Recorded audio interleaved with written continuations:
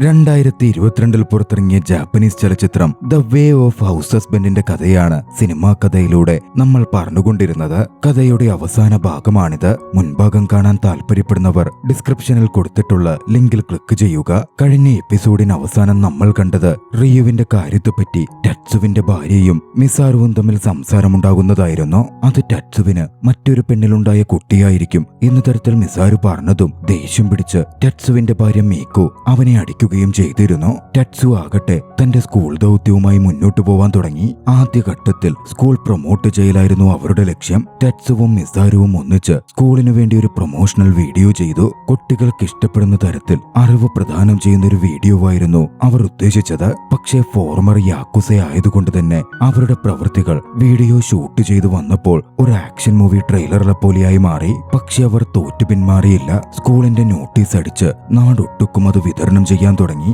പക്ഷേ അവരുടെ നോട്ടീസ് വിതരണം പോലും അല്പം ഗൗരവം കലർന്ന തരത്തിലായിരുന്നു. അതുകൊണ്ട് തന്നെ ആളുകൾ അവർ പിടിച്ചുപറിക്കാരാണോ എന്ന് പേടിച്ചൽപ്പം ഓടിമാറി. ഇതിനിടയിൽ കൊഹാരു അവർ ചെയ്ത പ്രൊമോഷൻ വീഡിയോ കണ്ടിരുന്നു. അതോടെ അവൾ യാത്ര ചെയ്ത് സ്കൂളിലേക്ക് എത്തി. അവിടെ അധ്യാപികയായി ജോയിൻ ചെയ്യണം എന്ന ആഗ്രഹം പ്രകടിപ്പിച്ചു. കാര്യം അവൾ അങ്ങനെ വന്നെങ്കിലും അവളുടെ യഥാർത്ഥ ഉദ്ദേശം ടറ്റ്സുവുമായി അടുക്കുക എന്നതായിരുന്നു. അവൾ ആ ജോലി ഏറ്റെടുത്തു. സ്കൂളിലെ ആദ്യത്തെ വിദ്യാർത്ഥിയായി ചേർന്നത് ടറ്റ്സുവിന്റെ വളർത്തുമകൻ റയുവായിരുന്നു. റയുവും കൊഹാരുവും പെട്ടെന്നിണങ്ങി. അവരുടെ ബോണ്ടിങ് മസാരു നോക്കിക്കണ്ടു നിന്നു. കൊഹാരുവിനെ ടറ്റ്സുവും നോക്കി നിൽക്കുന്നത് കണ്ടപ്പോൾ മസാരുവിന് വീണ്ടും ചില സ്പെല്ലിംഗ് മിസ്റ്റേക്കുകൾ തോന്നി. മസാരു ഉടൻ തന്നെ മീക്കുവിനെ വിളിച്ച് തന്റെ സംശയങ്ങൾ പാസ് ചെയ്തു. അത് മീക്കുവിന്റെ ഉള്ളിൽ നെഗറ്റീവ് തിങ്കിങ് ഉണ്ടാക്കുകയും അവൾ ടറ്റ്സുവിന് നേരെ തിരിയുവാൻ അത് കാരണമാവുകയും ഉണ്ടായി. ടറ്റ്സുവിന്റെ കുട്ടി തന്നെയാണ് റിയുവെന്നും കൊഹാരുവുമായുള്ള ബന്ധത്തിൽ അവർക്കുണ്ടായതാണ് റിയുവെന്നുമൊക്കെ അവൾ സംശയിക്കാൻ ആരംഭിച്ചു. അടുത്ത ദിവസം സ്കൂളിലേക്ക് മറ്റൊരു യാക്കുസ സംഘമെത്തി. അവരെ എതിരിടാൻ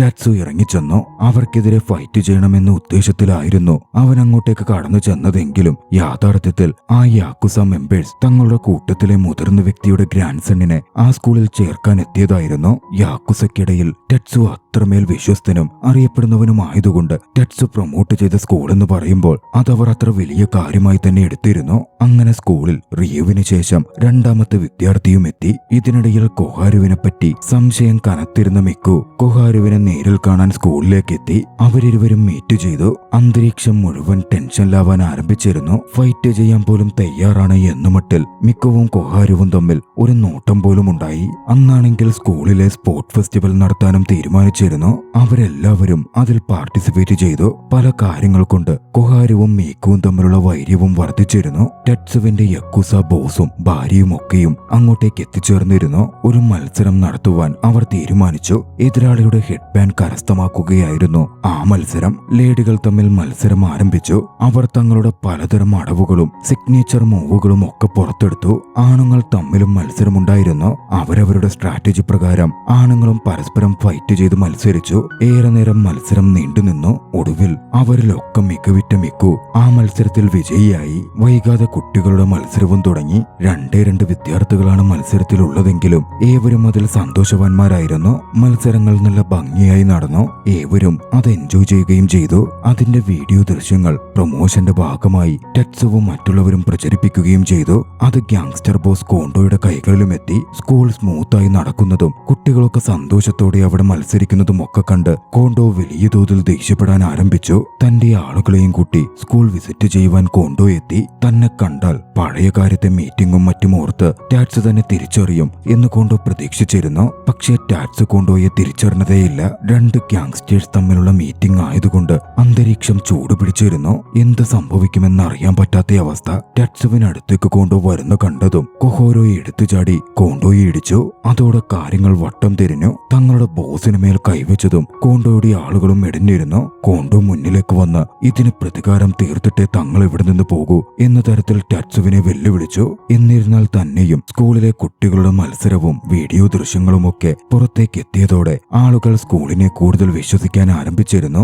കൂടുതൽ കുട്ടികൾ സ്കൂളിലേക്ക് എത്തിച്ചേർന്നുകൊണ്ടിരുന്നു. സ്കൂളിന്റെ ഡെവലപ്മെന്റും വളരെ പെട്ടെന്ന് സംഭവിച്ചുകൊണ്ടിരുന്നു. സ്കൂളിലെ കാര്യങ്ങൾ കൊണ്ട് ടറ്റ്സുവും സന്തോഷവാനായിരുന്നു. ഫാമിലിക്കൊപ്പം സമയം ചിലവിടുന്ന പോലെ സ്കൂളിലെ ഓരോ നിമിഷവും ടറ്റ്സുവിന് കൂടുതൽ ഉന്മാദം നൽകി. ടറ്റ്സുവിന്റെ ആ സന്തോഷം മിക്കുവിനെയും സന്തോഷപ്പെടുത്തിയിരുന്നു. തങ്ങളുടെ അഡോപ്റ്റഡ് ചൈൽഡായ റിയു വന്നതിനു ശേഷം കുടുംബത്തിൽ കൂടുതൽ പോസിറ്റീവ് കാര്യങ്ങൾ ഉണ്ടാകുന്ന പോലെ പോലെ മിക്കിക്കും ടെറ്റ്സുവിനും തോന്നി. എന്നിരുന്നാലും മിക്കുവിന്റെ ഉള്ളിലെ സംശയങ്ങൾ മാറിയിരുന്നില്ല. അത് ദൂരീകരിക്കുന്നതിന് കൊഹാരുവുമായി നേർക്കുനേരെ സംസാരിക്കാൻ മിക്കു തീരുമാനിച്ചു. റിയു കൊഹാരുവിന്റെയും ടെറ്റ്സുവിന്റെയും കുട്ടിയാണോ എന്ന് മിക്കുവിന് അറിയണമായിരുന്നു. ആ സംശയം അവളുടെ തലയിൽ കിടന്ന് പുകയുകയായിരുന്നു. കാര്യങ്ങൾ കൊഹാരുവിനോട് നേർക്കുനേരെ സംസാരിച്ചപ്പോൾ തനിക്ക് തെറ്റുപറ്റിയതാണ് എന്ന് മിക്കു മനസ്സിലാക്കി. ആ സമയമായിരുന്നു സ്കൂളിന്റെ പരിസര പ്രദേശത്തേക്ക് ഒരു ട്രക്ക് ഇടിച്ചു കയറിയത്. പിന്നാലെ സ്കൂൾ കുട്ടികളായ റിയുവിനെയും ഹമാരിയെയും ഒരു വാനിലെത്തിയ രണ്ടുപേർ തട്ടിക്കൊണ്ടു പോവാനും തുടങ്ങി. മസാരു അത് തടയാൻ ശ്രമിച്ചെങ്കിലും തട്ടിക്കൊണ്ടുപോവാൻ വന്നവർ മസാരുവിനെ ആക്രമിച്ച് താഴെ വീഴ്ത്തി.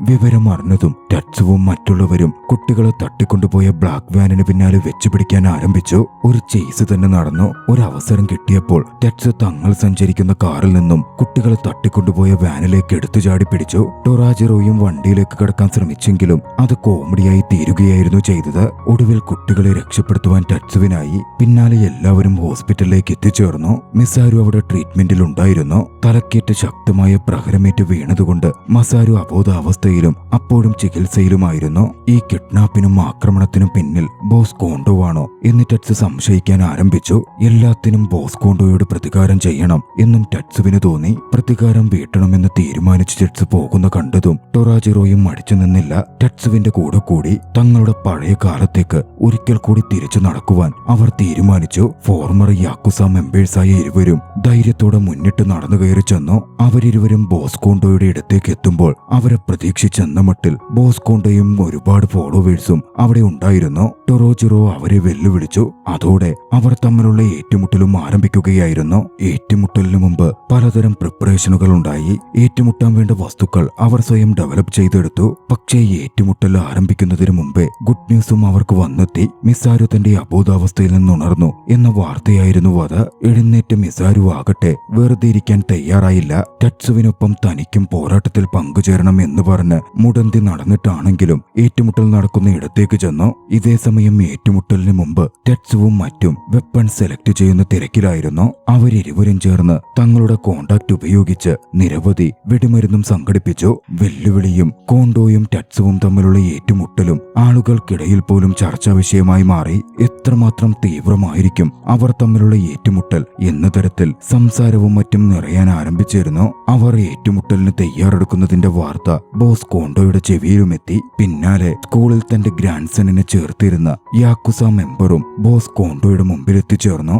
ടാറ്റ്സുവുമായി അയാൾക്കൊരു പാസ്റ്റ് ഉണ്ടായിരുന്നു. അതുകൊണ്ട് തന്നെ കോണ്ടോയുടെ കൂടെ ചേരുവാൻ ആലോചിച്ച് പദ്ധതിയിട്ടിട്ടായിരുന്നു അയാൾ അങ്ങോട്ടേക്ക് എത്തിച്ചേർന്നത്. ശത്രുവിന്റെ ശത്രു തന്നെയാണല്ലോ എന്ന ആശയമായിരുന്നു അയാൾ ബോസ് കോണ്ടോയോട് പങ്കുവെച്ചതും. അഡീഷണൽ സപ്പോർട്ടിനു വേണ്ടി ബോസ് കോണ്ടോ ആ യാക്കുസയുടെ ഓഫറും സ്വീകരിച്ചു. അങ്ങനെ പറഞ്ഞുറപ്പിച്ച് വെല്ലുവിളിച്ച രീതിയിൽ ഏറ്റുമുട്ടലിന് തീരുമാനിച്ച സമയവും ദിവസവുമായി. മിക്കുവിനോട് യാത്ര പറഞ്ഞ് ടെറ്റ്സു ഇറങ്ങി. ടെറ്റ്സു സേഫായി തിരിച്ചു വരാൻ മിക്കു അത്രമേൽ പ്രാർത്ഥിച്ചു. ബോസ് കോണ്ടോയും സംഘവും മാർച്ച് ചെയ്ത് ഫൈറ്റിന് തീരുമാനിച്ച ഇടത്തേക്കെത്തി. പെട്ടെന്ന് അവിടെ ഒരു പൊട്ടിത്തെറി ശബ്ദം കേട്ടു. അവർ ഭയന്ന് മറഞ്ഞിരുന്നു. അതൊരു ഗൺഷൂട്ടാണ് എന്നായിരുന്നു അവർ കരുതിയത്. പക്ഷേ ടെറ്റ്സുവിന്റെ ഗ്രൂപ്പ് സെറ്റപ്പ് ചെയ്ത് ഫയർ വർക്ക്സ് മാത്രമായിരുന്നു അത്. അങ്ങോട്ടേക്ക് എത്തിയതും ബോസ് കോണ്ടോയും ആളുകളും അതിശയിച്ചു പോയി. അവിടെ ഏറ്റുമുട്ടലിനുള്ള ആളുകളായിരുന്നില്ല ഉണ്ടായിരുന്നത്, മറിച്ച് ജനങ്ങൾ ഫെസ്റ്റിവൽ പോലെ സെലിബ്രേറ്റ് ചെയ്യുകയായിരുന്നു. ടെറ്റ്സ് ഗൺ പൗഡർ സംഘടിപ്പിച്ചത് പോരാട്ടത്തിനാണെന്നായിരുന്നു അവർ കരുതിയത്. പക്ഷേ യഥാർത്ഥത്തിൽ അത് ഫെസ്റ്റിവലിലെ ഫയർ വർക്ക്സിന് വേണ്ടിയായിരുന്നു.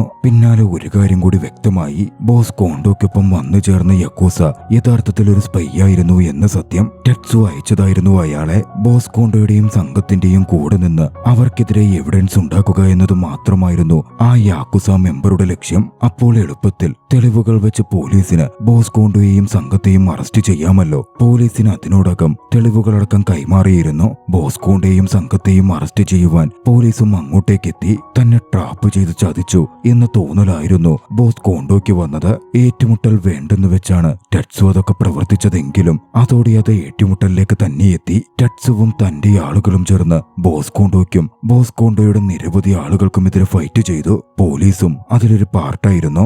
വൈകാതെ ഫൈറ്റ് നടക്കുന്നിടത്തേക്ക് കൊഹാരുവും എത്തിച്ചേർന്നു. അല്പം വൈകിയാണ് കൊഹാരു എത്തിയതെങ്കിലും അവളും ഫൈറ്റിൽ പങ്കെടുക്കുകയും എതിരാളികളെ ഇടിച്ചിടുകയും ചെയ്തു. മൊത്തത്തിലൊരു ഫണ്ണി ഫൈറ്റായിരുന്നു നടന്നത്. ഫൈറ്റിനൊടുവിൽ ബോസ് കോണ്ടോ പരാജയപ്പെട്ടു. ഏറ്റുമുട്ടലിൽ തങ്ങൾ വിജയിച്ചതായി ടെറ്റ്സ് പ്രഖ്യാപിക്കുകയും ചെയ്തു. ഫെസ്റ്റിവലിൽ അറ്റൻഡ് ചെയ്ത എല്ലാവരും അത് അതോടെ സന്തോഷവാന്മാരായിരുന്നു. ബോസ്കോണ്ടോയെയും സംഘത്തെയും കെട്ടിയിട്ടിരിക്കുകയായിരുന്നു. അവിടെ വെച്ച് ബോസ്കോണ്ടോ മനസ്സ് തുറന്ന് സമ്മതിക്കാൻ തയ്യാറായി. താനല്ല കുട്ടികളെ തട്ടിക്കൊണ്ടു പോയതെന്ന സത്യം. അങ്ങോട്ടേക്കെത്തിയ പോലീസ് സംഘവും അത് ശരിവെച്ചു. ബോസ്കോണ്ടോ ആയിരുന്നില്ല കുട്ടികളെ തട്ടിക്കൊണ്ടുപോവാൻ ശ്രമിച്ചതെന്ന്. വൈകാതെ അത് ആരെന്നും വ്യക്തമായി. കുട്ടികളെ തട്ടിക്കൊണ്ടു പോകുന്ന രണ്ടുപേർ അവിടെ ഉണ്ടായിരുന്നു. അവരായിരുന്നു ഒരു ഘട്ടത്തിൽ രക്ഷയില്ലാതെ വന്നപ്പോൾ റിയോയെ ടെറ്റ്സുവിന്റെ വീടിന് മുമ്പിൽ ഉപേക്ഷിച്ച് കടന്നു കളഞ്ഞതും. അവരെ ചോദ്യം ചെയ്തപ്പോഴായിരുന്നു കാര്യങ്ങൾ വ്യക്തമായത്. കുട്ടിയെ തട്ടിക്കൊണ്ടുപോയി റാൻസം മണി ആവശ്യപ്പെടാനായിരുന്നു അവരുടെ ഉദ്ദേശം. പക്ഷേ ടെറ്റ്സു അത് തടഞ്ഞു. പിന്നീടുള്ള ശ്രമത്തിനൊടുവിൽ റിയുവിന്റെ പാരന്റ്സിന്റെ വീടും അവർക്ക് കണ്ടെത്താൻ സാധിച്ചു.